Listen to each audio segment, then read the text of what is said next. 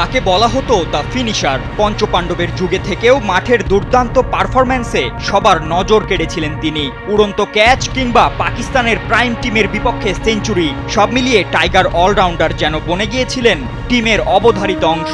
কিন্তু মাঠের বাইরের একাধিক বিতর্কেই নাসির হোসেন যেন আবার চলেও গিয়েছিলেন নির্বাসিত জীবনে।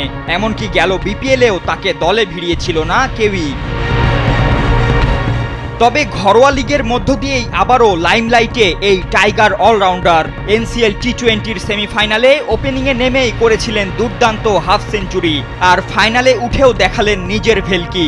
খুলনাকে হারিয়ে নাসিরের অলরাউন্ড নৈপুণ্যে আবারও এনসিএল শিরোপা উঠল রংপুরের ঘরে।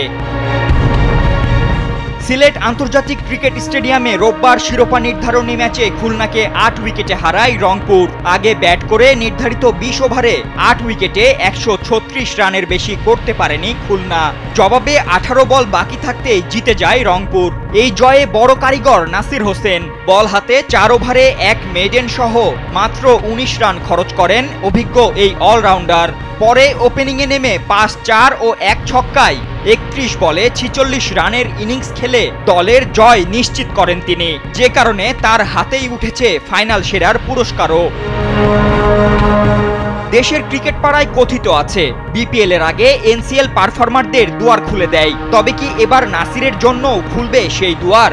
গত বিপিএল এ দল না পাওয়া এই অলরাউন্ডারের এমন দুর্দান্ত পারফরম্যান্সের জন্য কি লাগবে আসন্ন বিপিএল এ কারাকারি?